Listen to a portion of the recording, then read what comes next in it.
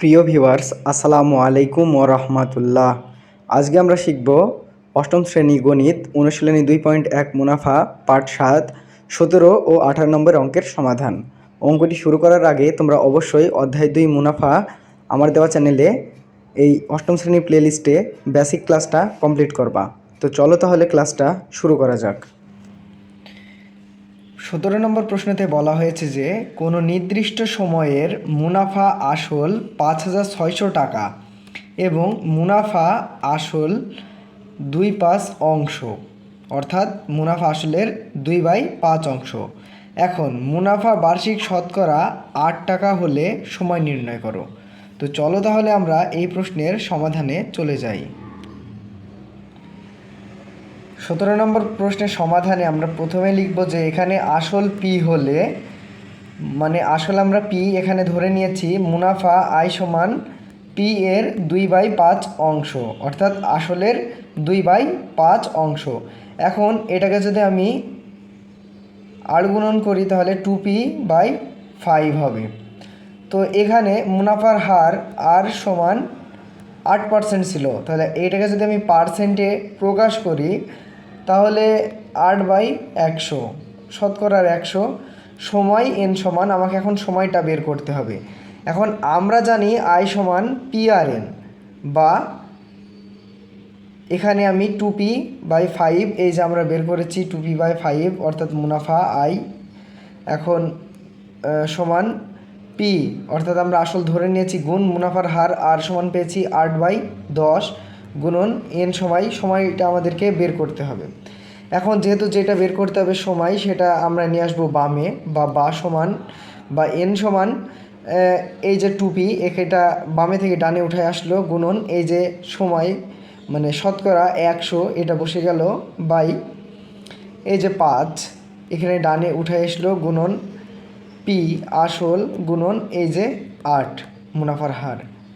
এখন এটাকে যদি আমরা কাটাকাটি করি তাহলে এখানে পি এবং পি কেটে গেল এবং 4 দুগুণে 8, অর্থাৎ এখানে 4 বসে গেল।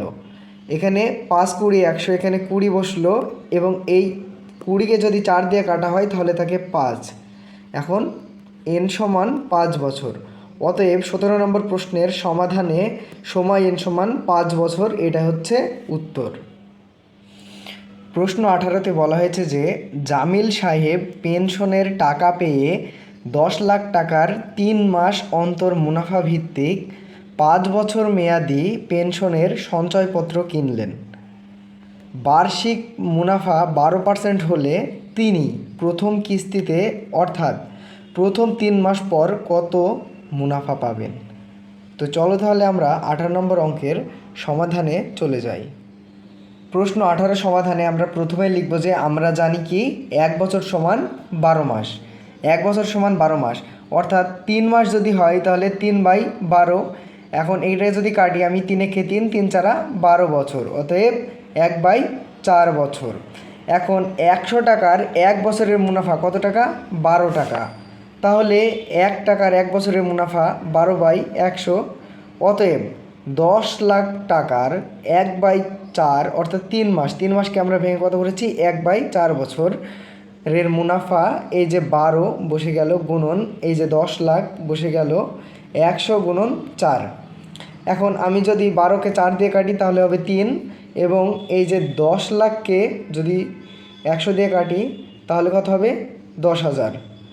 এখন এই 10,000কে যদি 3 দিয়ে গুণ করি তাহলে 30,000 টাকা।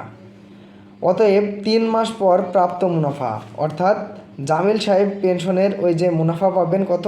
30,000 টাকা। এটা হচ্ছে প্রশ্ন 18-র উত্তর। এবং তোমাদের আমি রিকোয়েস্ট করব তোমরা অবশ্যই আমার ছোট্ট একটি ফেসবুক পেজে গিয়ে সবাই ফলো করে আমাদের সাথে থাকার জন্য। আমার ফেসবুক পেজের লিঙ্কটা আমি তোমাদের ডেসক্রিপশন বক্সে দিয়ে রাখছি, তোমরা সেখানে থেকে গিয়ে আমার পেজটি ফলো করে আসবে।